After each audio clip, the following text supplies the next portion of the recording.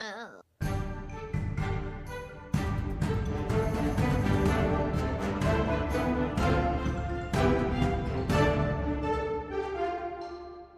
Hi, and welcome to another episode of Dungeons and Degrees. My name is Adrian, And I'm Alex. and today we have a special guest. Special guest, introduce yourself. Hello, everybody. My name is Brock from the Dungeon Masters Toolkit podcast. Excited to join since I've had both of the hosts here on my podcast. Yeah, no, it was a real fun twist, like being interviewed instead of interviewing. Even though in this podcast we kind of talk about ourselves a lot, but like we're not the main focus; it's the guest kind of thing. So it was really Yeah, well, enjoyable. now I get to fill that role this time, so I'm Yeah, excited. awesome, awesome. So tell me, how did you come about creating Dungeon Master's Toolkit? So, Dungeon Masters Toolkit was a little bit of let's see. Let me take a step back.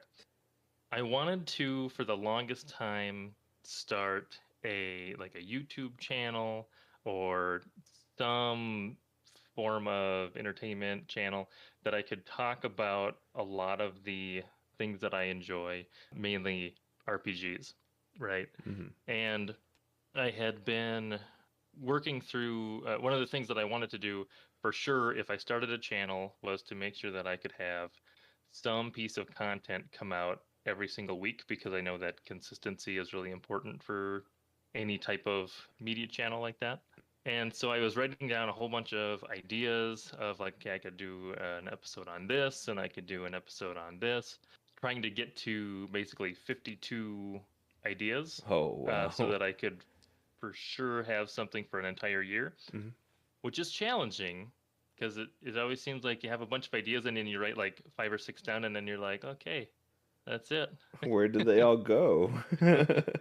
So then I started toying with the idea of, well, I could interview people, I could interview dungeon masters, and that potentially could be fairly easy content to um, edit and just get out quickly. Um, because doing like an actual video and trying to get stuff recorded and edited nicely and stuff just kind of seemed like a lot. So even though they may be shorter videos, they might be a little bit more time consuming on the editing side of things. So I just posted on Reddit one day and was like, "Hey, to all the dungeon masters out there, if anybody's interested, you don't need to be famous or anything. Just if you've ever run a game before, let me know if you'd be interested in being on an episode and being interviewed so we can just kind of get a broad uh, spectrum of how different people run games because everybody runs things a little bit differently. People have really good tips and tricks that maybe nobody else has ever heard of before, so I wanted to kind of find some of that. And so that was kind of the initial part of it. I posted out there and I got a ton of responses. I think my list has grown to like 150 people or something crazy. Hey. And I'm very slowly making my way through those. The other reason was I'm in a very small town in Minnesota, and there's not a lot of people, I guess, in my circle that talk about RPGs very frequently. So it's like me and then like one or two other friends that really can nerd out about it. I have other people that I play with, but they're not quite as, you know, heavy into it as I am. So the other part of it is just we started a Discord server with it, and I kind of have a growing community of my own circle, essentially, of people that I can nerd out with, and I can post random stuff on the Discord server, and a bunch of people will jump in and discuss it, and that's a lot of fun because I don't have a lot of that interaction with a lot of the people that are kind of in my day to day life. Right. So there's just another way to find more people online to talk to and nerd out about RPGs. That's awesome. Kind of slowly growing your circle with this kind of community you have and bringing other dungeon masters together, kind of getting different ideas. No, I think that's really cool. I feel like that's kind of how we've been growing our podcast. Like, hey, let's invite our friends on and maybe we'll get them hooked on listening. Oh, right. And I feel like one of the best ways to get more listeners is you interview somebody and then they're like, oh, hey, all of my players go listen to my podcast, right? And then maybe one of them stick around long term, and maybe then eventually you interview them, and then they show that to a slightly bigger audience. So I think having people in the like a lot of the people on the Discord server have been interviewed. So it's really cool that there's just kind of this like growing community of people who have actually been on the show, and I think they maybe feel like more a part of it than they do with other communities where like they take like Matt Colville or something, for Right. example, as people can interact with him on like his live streams and stuff, but then he's too busy to like be interviewing people. So Right. in this way you kind of get to have maybe a little bit more immediate engagement with the people that are actively listening. For sure. And it's like growing something from like a fresh start essentially. Like it takes time and effort, and slowly but surely, you see where it kind of goes. But yeah, I'm excited for you and you're growing what's called podcast. Sorry. I mean, you already have enough content for 3 years at this point with 150 names. Yeah. Can we And then pause it's for a just second? Did sure. you forget the word podcast, Adrian? Yeah. That's a true statement. Hey, I've The had a thing that we're day. doing right now, you forgot podcast. Hey, we're just a bunch of dudes being guys, okay? I don't know. We're just Okay, I just needed to clarify for a second. Okay, I'm very The laid thing, back. The thing, the we're doing a podcast. thing, okay? Sometimes some might say it's a podcast. Sometimes just hanging out. No, Brock's like building a community of people to like talk to each other and to collect resources. So it's more than a podcast, Adrian. Come on. We also have some people on the channel that are trying to organize games, which is kind of fun to play with a group of mostly dungeon masters. And some of it, we've only had one game so far, but I know there's another one that's being planned.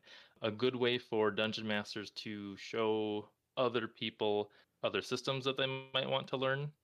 It's just one that we did was a Blades in the Dark game, and most of the people playing had never actually played a session of Blades in the Dark. Mhm. So it was kind of nice for everybody to come in with like a learning mindset versus a we're just all going to kind of play this. It was a neat experience to play with all dungeon masters. That is cool. I mean, I've been slowly learning some smaller kind of systems, like roll for shoes, which is just a D6 system, and there's like 6 rules in that whole game, and one of the rules is okay. Well, you start off with one stat, and that's roll for anything one, and you just grow from there. And I think that like it was really easy, really fun, really chaotic. So I mean, it just got me like, okay, what else is out there? And I've heard really good things about Blades in the Dark. It does heists really well. And there's a lot of mechanics that you can steal, even if you're not playing with a group that necessarily wants to play Blades in the Dark. Like if you still wanted to run a Dungeons and Dragons game, or really any game for that matter, they have like a flashback mechanic, which is pretty sweet, where basically at any time, especially makes sense in a heist scenario, kind of if you're framing it as a movie, Mm-hmm. like you're going through and your characters are like professional criminals, right? So they have an idea of what's going on. They know they would like pack the equipment that they need, you know, they would just have all of that stuff, right? You don't need to necessarily determine it ahead of time. You just have like a load essentially that says I can have, 4 items or whatever. And then as you're going through the thing, you're like, oh, I ran into a locked door. Hey, I'm just gonna use one of my uses from my load, and I'm gonna have lockpicks, and then I can get through the door. And it kind of hand waves some things, but it also makes your characters feel a little bit more competent and less like, okay, we're going through. Oh, there's a locked door, and your rogue didn't pack their thieves kit or whatever Yeah. that time. Which can sometimes be anticlimactic. And there are little mechanics like that if you weren't playing a Blades in the Dark game, you could still say, "Hey, we're gonna come up with this homebrew flashback mechanic. We're gonna use it for D&D, or we're gonna use it for maybe a specific heist scenario or something to kind of get a better heist feel, more like a cinematic feel to it." And that's one of the things that I enjoy about interviewing people who play different systems, is that certain systems do things really well and they do other things not so well, and so being able to hear how maybe different mechanics work or how they run different scenarios, then you can say, "Oh, that's a really cool idea. I'm going to steal that and use it in my D&D campaign or use it in my whatever system Mm-hmm. campaign." What's been like the biggest one that you've kind of like, oh my god, that's genius, I'm stealing that? Flashbacks are pretty cool. I'm trying to think. There have been so many. There one on one of the last interviews that I did, especially for horror games. I don't remember off the top of my head what the system was called, but it's more a horror genre game. And one of the things that he does, and this is just actually like a DMing technique, not necessarily a mechanic. Let's say your party is going into some room, right? And it's kind of spooky, dimly lit, whatever. He'll ask them very frequently, like, what is your impression of like the place that you're in, or how does your character like feel in this moment? What do they think that they're perceiving around them? And then the character can go ahead and describe, well, maybe it feels like I'm being watched from this corner, or maybe they don't feel like they're in any danger at all, or whatever. They can kind of use that moment, and it's kind of the phrasing that's important to describe something that they think might exist in the world, but it's also giving him as the DM to say, yes, it exists in the world. Like, that was a good idea. I'm going to steal it. That's perfect. Or he can still, make it not be there. They can think that they're being watched from the corner, but they're actually not, right? But then there's also a third option, is that he doesn't necessarily have to validate it or invalidate it. Mm-hmm. And that also goes along with kind of the horror genre specifically. Like, they might feel like they're being watched and they just never find out if there actually was something there or not, which can lead to more suspense in the games. But I think it's also a good opportunity to let your players have input in a scene without necessarily giving them like a ton of narrative control that you can't like just say, no, okay, no, that doesn't actually exist. I know a lot of the Powered by the Apocalypse games say that you should give narrative control to your players for certain things. So like, you're traveling through the woods and you ask the ranger, what's the like one monster that you're, terrified of running into in the woods, or what, something like that. And then you can use that as I'm nervous of owl bears in this specific set of woods, right? And then you can say, okay, perfect. If they run into something, it's an owl bear. So a lot of Powered by the Apocalypse games tend to give the players some narrative control, which I think is good. But if you do it this way, if you do the like, what are your impressions, or how does your character feel or think about this situation, it still gives them the ability to like say something.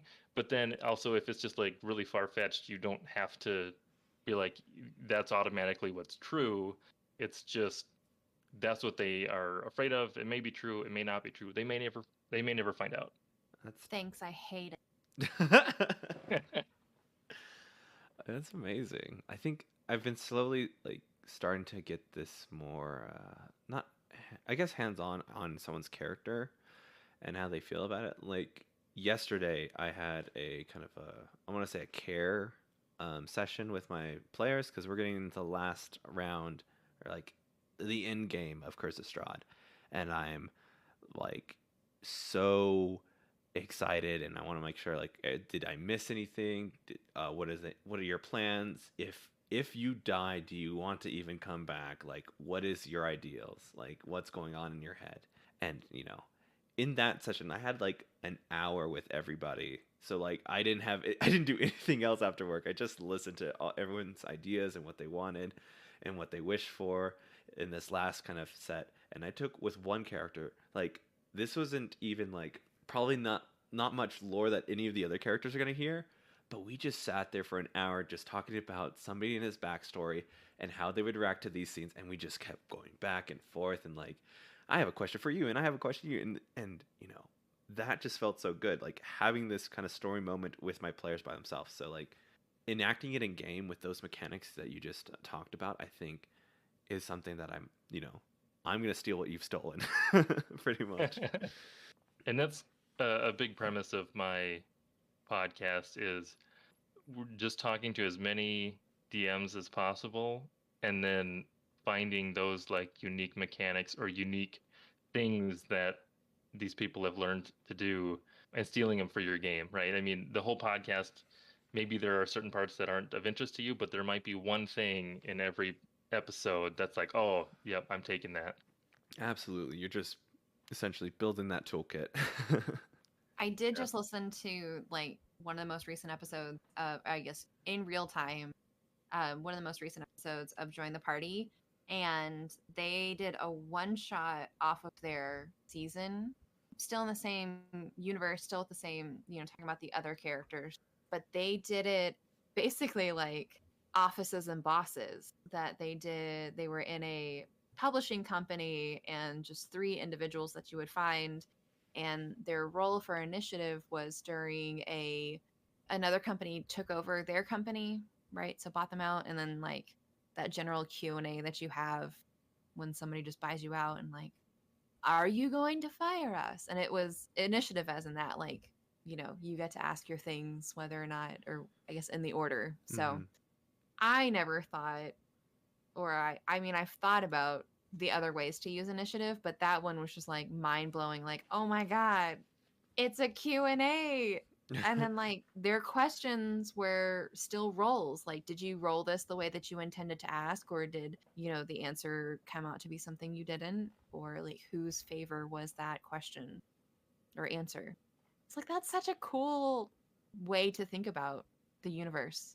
When it's kind of taking, especially like D&D is really combat focused, Hmm. and taking some of those mechanics that you would see in a combat and moving them over to a narrative scene, which is something I'm sure there are other games out there that have more of a balance as to like having specific mechanics to deal with questions and stuff. But I feel like in D&D a lot of times the narrative points can get whittled down to like a single roll a lot of times, whereas here you're kind of getting that combat feel, but also keeping that narrative structure or scene to it, which is cool.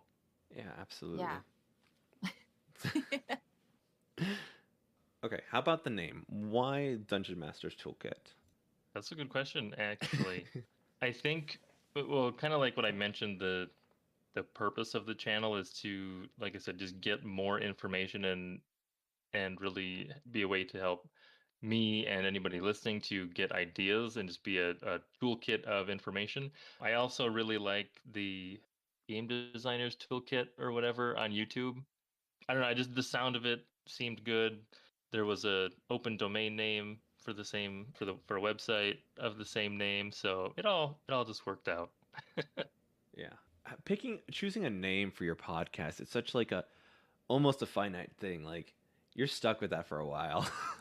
And like I was like, what? It sounds too much like D&D. Does that even matter? Is it fine? Am I gonna be too bunched up with oh whoops, Dungeons and Daddies and all these other things? Like I was always afraid, but like just I kind of just went for it as best as I could. I will actually add, so this is maybe something I should have mentioned earlier. It's something that I often forget because the channel and the podcast has actually changed since I started it. So actually, when I started Dungeon Master's Toolkit, I started it as a website first.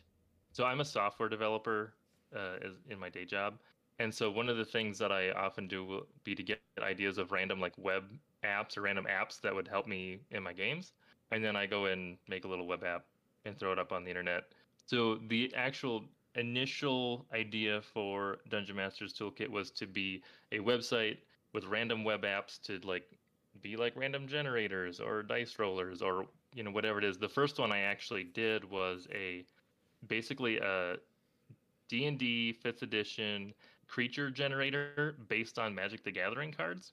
So what it does is it will, and I can send you guys the link, it will pull from an API that has all of the Magic the Gathering cards in it, Hmm. and then I run that through a bunch of math and basically generate a 5th edition stat block based on the creature that it pulls back.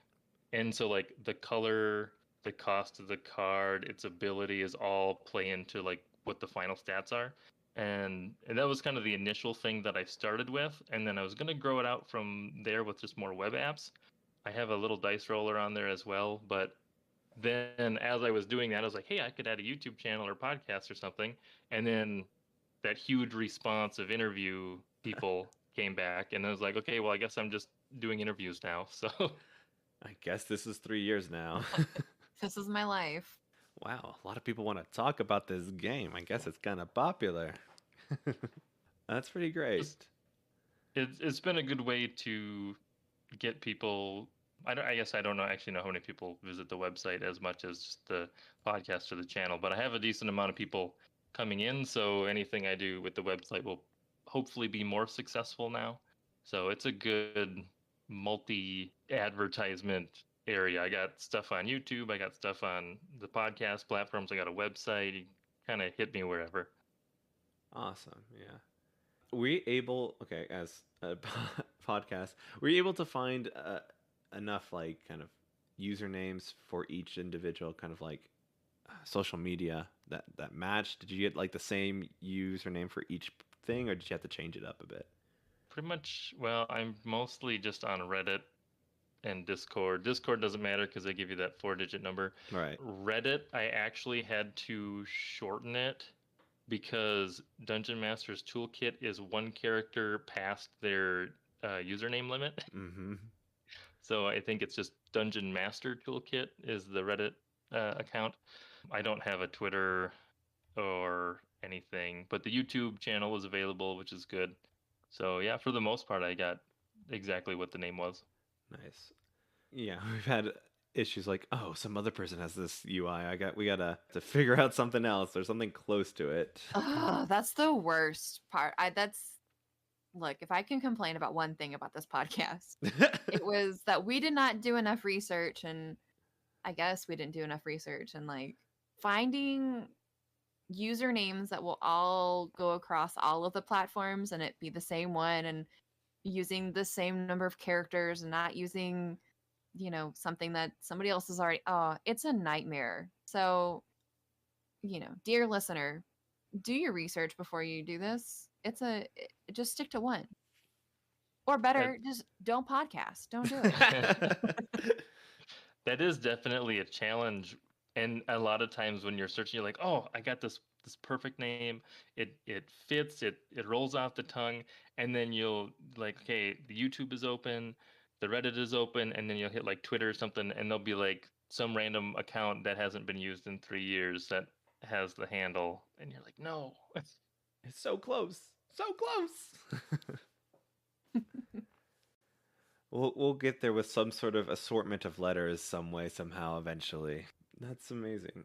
I mean, like, it's something that we're still kind of working on, because like, oh, let's change it up a bit, and that was a big mistake. I should have, before changing, looked it up first for sure. Look, they should all have the same way to change it. It shouldn't be like, I have to have this account for 30 days before I can change my username. You can only have some. No, I need everybody to get together. I need everybody to figure out one way to name yourself on all of these platforms. Discord can stay the same. Keep the numbers at the end. That's fine. But like, why do I have to wait? And what if I hate it? Like, I jumped the gun on changing the TikTok, and then it was like, oh, you've got to wait another 30 days. What? But I made a mistake. Can I fix? No. You have to remember. You have to live for guilt for 30 days. Absolutely. And you're like, okay, cool. I don't mention this, I guess. Like, or just better yet, just Google it. Just like Google Dungeons and Degrees, and hopefully you'll find something. Best of luck to you. All right. I'm not bitter about that at all. Brock, how did you get into the RPG tabletop space? Oh, that's a fun conversation. So back when I was in college, there was a couple groups around me that were playing D&D. I was briefly a part of the robotics club at my school, and there was a handful of people there that I would say that I was friends with them, but I was probably more acquaintances because they were a year or two older than me. So I didn't quite fit into their friend group, but I was just kind of like along for the ride occasionally. They played D&D, but they didn't have any open spots, or they weren't really taking any more people at the time, so that wasn't an option. Then there was a group that played at one of the places that I worked at for a little bit during college. Also, kind of the same situation.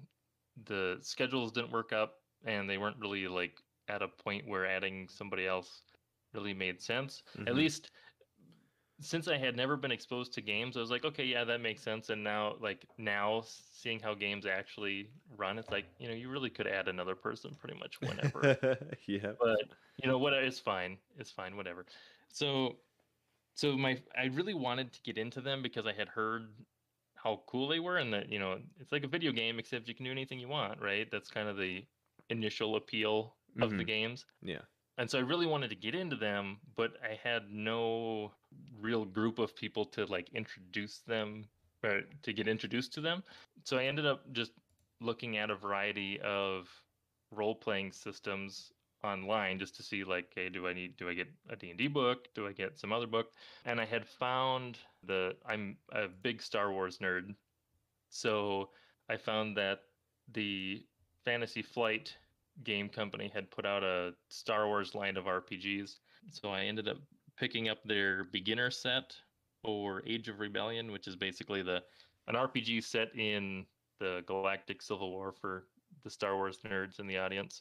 And then I basically just read through the beginner guide and was like, okay, and now I just have to find a group of people to play this with. So I forced, my girlfriend at the time and my sister and a couple other random people to sit through a session with me where for the first time ever playing a tabletop game, I both ran it and for a group of people who had also never played RPGs before. Nice. So it was very challenging, and I mean, looking back on it, was not very good, but there was just a lot of factors against me there. But I really could see how learning the system and learning to run games better that scenario would be a lot of fun still. So then fast forward a little bit, didn't play, kind of did one shots occasionally for that same group of people, but nothing regularly. And then fast forward a little bit, met another guy during college, but not at college, through some shared work that we had. So we all graduated from college. He ended up moving like a half an hour away from where we were living at the time, and he's like, "Hey, are you interested in playing D&D? I would be willing to run a campaign for you." And so he ran a game for me, my wife, and my sister for probably about a year, and that was 5th edition D&D. So that was really my first like, okay, this is how somebody who knows how to play and run a game, this is actually how a campaign works and how running a system works. So that was a really good year of just kind of seeing it done by somebody else. And then unfortunately, he ended up taking a different job and moving farther away. So that campaign eventually ended. And then kind of switching to me running games for my wife's sister and her boyfriend now. But again, now I'm out of college. She's in college. So then the schedules again don't line up super great. So it'll be like random one offs that we'll play like over the holidays or something. Yeah. So, how close were you in your idea based on the books of running a game and how you saw somebody else run the game? Like, how close was that? That's a good question. So I think that the idea behind running the game is still there. Like if I were to read it and it's like you should run it like this, that all makes sense to me. It's just what I didn't expect is when you get into actually running a session, especially your first session, there is so much stuff that you are trying to keep track of at once that basically anything that you've read just kind of goes out the window, right? So and a lot of it just comes down to, you're one person and then there are three other people at the table and they can all, you're trying to handle a ton of stuff and they're all only handling their single character. So as they're like bouncing ideas off of each other, you just can't necessarily keep up, or at least the first time, our first couple times I ran, it was just really difficult to keep up with three other people also thinking at the same time, which especially as a first time DM, the thing that I thought was, or I got nervous about or embarrassed about was when there would be like moments of silence where I'm just like thinking like, okay, they did this. How does this NPC react, right? And like when you play with somebody that's really good at it, they'll just, you'll say something to them and they'll just come up with a response right away and just fire back at you. But that can be really difficult when you're trying to think of like, okay, who's this character? What are their motivations? How do they act? Are you trying to do like a voice for the NPC or something? There's just a lot of factors into that response. And even just general things, like even if it's not talking to an NPC, just I'm going to try and do this thing. And then you have to think, okay, would that logically work? How does that impact the rest of what I have planned? And like, can I kind of make the session still work after they've done something or done like something that I hadn't planned for? I think it's just all of those like branching paths that make it difficult. And it's something that's not easily shown in a book, until you actually just jump in and do it. And then I think as I've played more and as I've ran more games and as I've learned to prep my games differently, that becomes a little bit easier. So, for example, now when I try to run games, I like to prep areas and not necessarily specifics. So I think of it kind of like a sandbox thing where I'll drop you into an area, or like if we have like a map for the area or something, I'll drop you in there and I'll have it populated ahead of time with like, here's these random characters and like some facts about them.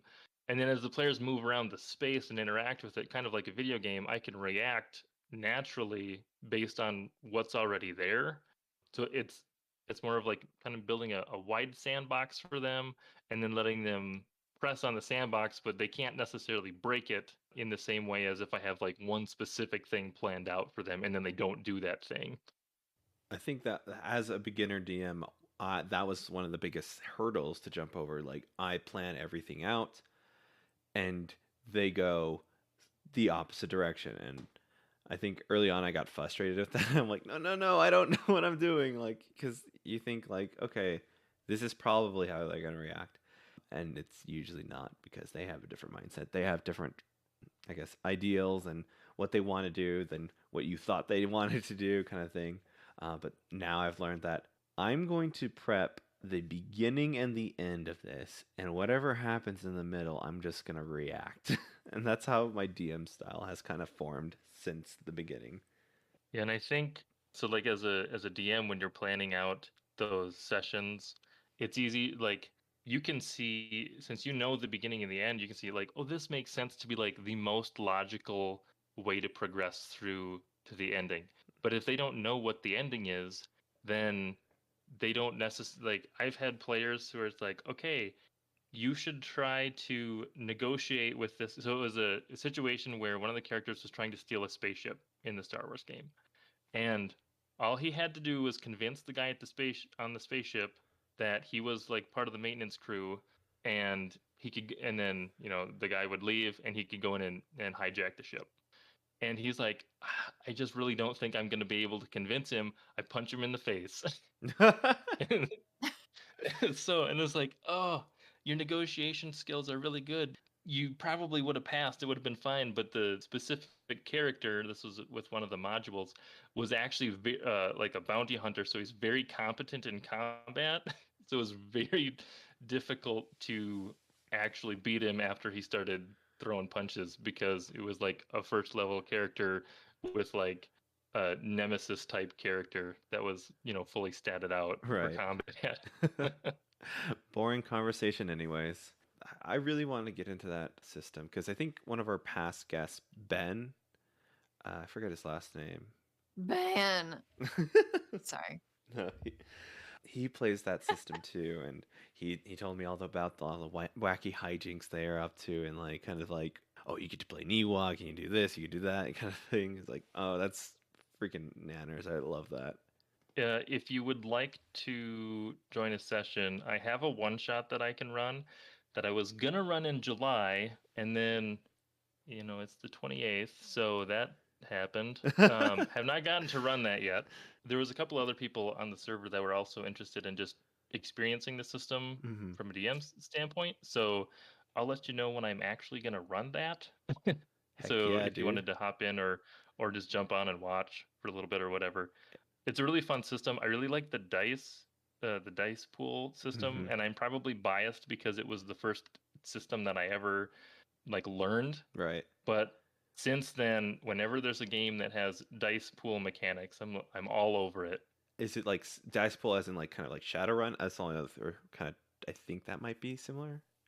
I don't know if you ever played it I before. I don't know what the Shadowrun system is, but basically brief overview is like in D&D you have stats for like strength, dexterity, whatever, and you have Hmm. like a flat modifier to it, right? Right. So it'd be like +3. You roll a d20, you add your value. So in this game, you have those same like main characteristics. They're renamed a little bit, like brawn and agility or strength and dexterity. Those have a score, and then you also have scores for your skills. So like stealth and perception and your weapon skills, and those all have a rank to them.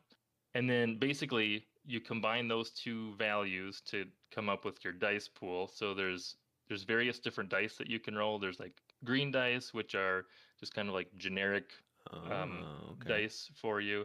And then if you're both like say you're trying to attack somebody with a melee weapon, your brawn is your main skill, and then like your melee weapon skill is your other one. So if you're like a Wookiee that's naturally like super buff, your brawn is really high, and then if you're trained in melee weapons, then you get to upgrade some of those green dice to these bigger, better yellow dice, which have more success symbols on them and critical hit symbols on them. Right.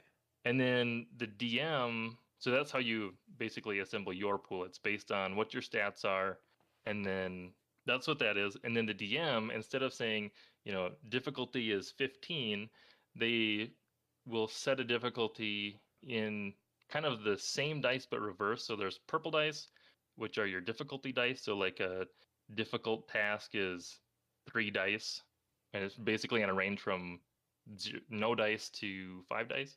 And then if it's like really difficult, you can upgrade those to red dice, which are basically the opposite of the yellow dice that the characters can get. Mm-hmm. And they have a critical fail symbol on them. And Ah. basically, you build out this dice pool, and then you roll it all at once, and then all the symbols cancel each other out. And then whatever you're left with is success or fail.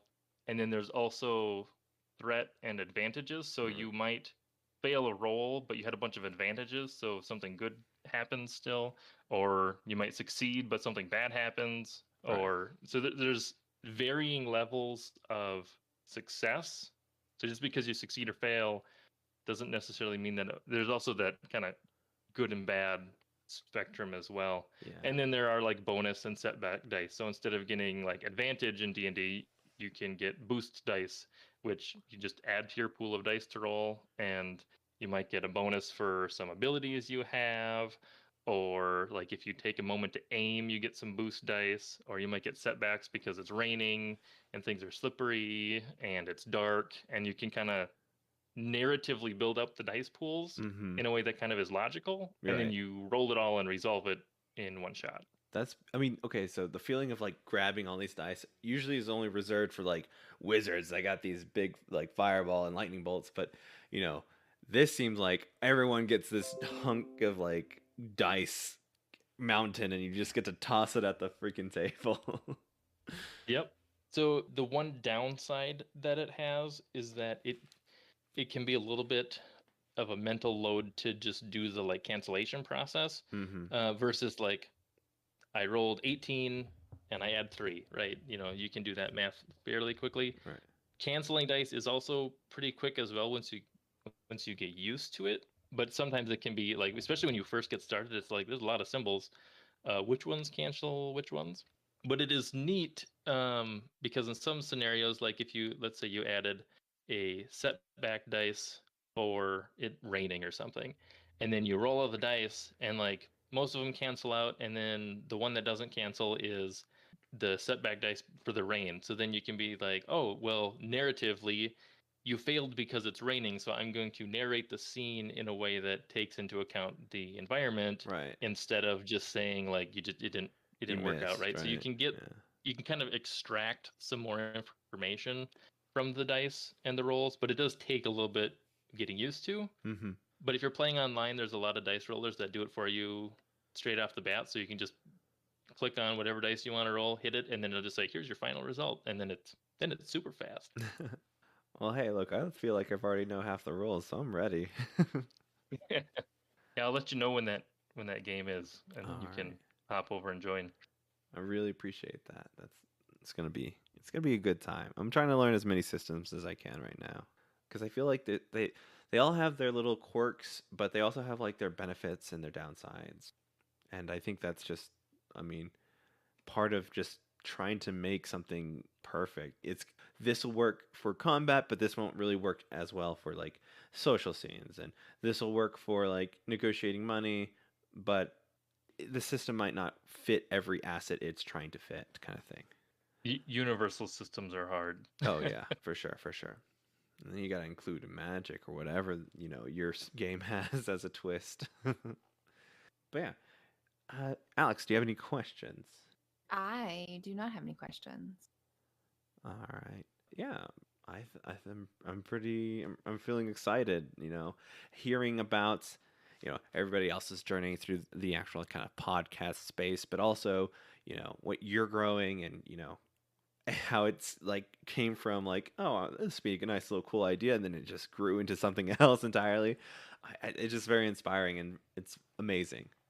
Yeah, well, thank you. And I'm really excited to be able to interview you guys as other small creators and kind of grow together. We're Hmm. all in this together, right? So a lot of fun, and I really appreciate being on the other end of the interview for once. So it's a fun change. Exactly, exactly.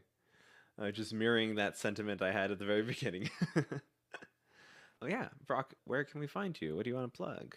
Well, I guess I'll plug the channel and the Discord. So you can hit me up on the website, or at least find links to stuff on the website. So dungeonmasterstoolkit.com. If you also go to YouTube and type in Dungeon Masters Toolkit, you should find me. And all of my episodes have all of my links.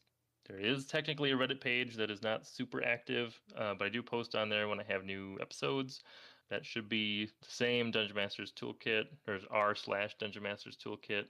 And then there's links to the Discord server. So that's probably the best place to go because it's the most active out of all of the platforms. There's constantly people talking.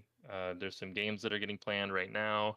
We were actually just finishing up a design contest, so I have to pick a winner for that. Probably host more design contests with cash prizes, so that's exciting. And then if you want to be interviewed as well, again, the Discord is probably the best place to go. I have a form that people can fill out, just a Google form. But I also will just post randomly when I need to fill a slots because I'm not good at having a big backlog of completed interviews. So then, like the week before, I'm like, hey, does anybody else want to jump on an interview? So if you're on the Discord, you're likely to see those and then get scheduled for an interview. So come hang out over there and maybe get in on a game or two. And maybe I'll see you guys or your audience members in an interview. Who knows? Oh, that'd be great. Ooh. If, dear listener, you are hesitant to get interviewed, but you are a dungeon master, it's really not as bad as you think it is. So any anxiety you have is okay because you'll start talking about something and then you'll just deep dive into it and it'll be great. Right. Yeah, But don't start your own podcast. I just I just wing all my interviews anyways, so there's no pressure at all.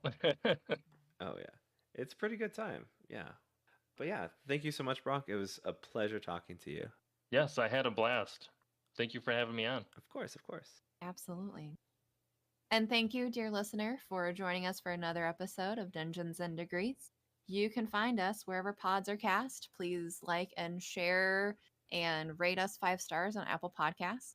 You can also find us on Patreon and all of the social medias. Rather than trying to list all the social medias, just do a Google search. I'm sure you can find them. I believe in you.